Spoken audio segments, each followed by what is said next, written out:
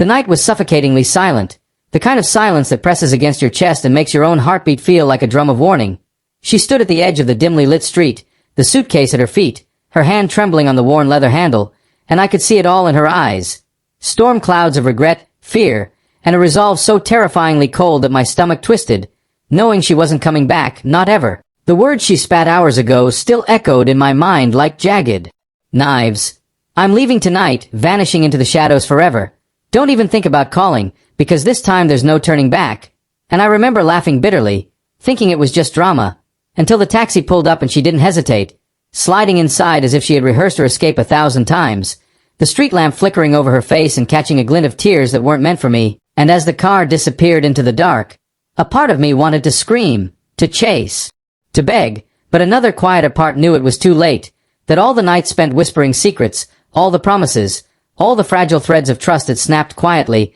invisibly, leaving only the hollow echo of betrayal. I remember the key in my hand trembling as I turned it in the lock, the house suddenly enormous, cold, a mausoleum of memories we had built together, and then I found it, the envelope she'd left on the counter, unmarked, except for my name scrawled in her familiar, looping handwriting, and inside, there was a letter that burned through my chest, words stitched with venom and sorrow. She confessed everything, every lie, every stolen touch, every whispered excuse, and at the bottom, she had written, I tried to love you, but you were never mine to keep. And I laughed then. Not a happy laugh, but the kind that tears you open from the inside out, because I realized she had been living in my world, moving in my shadows, while I had been blind, intoxicated by illusions. And as I read, the room seemed to pulse with the ghosts of our past, every photograph a trap, every gift a reminder that what I thought was love had been a lie masked in beauty. I went to her bedroom, empty, still warm, and on the bed lay a single silk scarf, scented faintly of her perfume, and when I held it, I imagined the night she had lain there with someone else, imagining that, and my heart cracked like fragile glass, spilling anger, grief, and disbelief all at once, and I could almost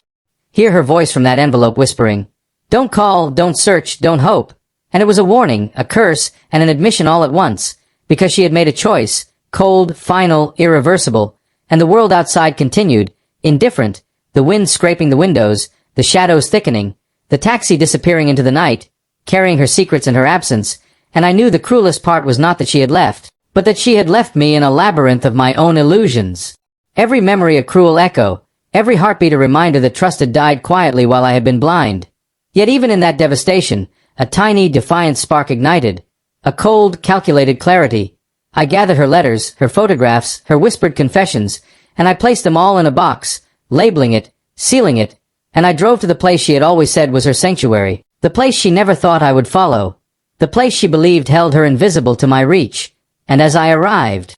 hidden behind the shadows of the old warehouse, I watched her step out of the car she had rented, expecting freedom, expecting no one, expecting nothing, and my phone clicked once, twice, sending every email, every message, every truth of her duplicity to the people who mattered, to the witnesses of her lies, the allies of her betrayal, and she froze, the color draining from her face, the world spinning faster than she could comprehend. And in that moment, I felt a strange, cruel satisfaction. Not of vengeance, but of truth, the weight of reality crashing on her, exposing every mask she had worn, every secret she had kept, every shadow she had believed could hide her from me. And as she looked around, realizing the web she had spun had trapped her, that the very world she thought was blind now knew, I turned away silently, because there was nothing left to say, nothing left to fight for, only the knowledge that I had survived, that I had turned my heartbreak into power, that I had watched the woman I once loved unravel without a word, and she disappeared into the chaos she had created,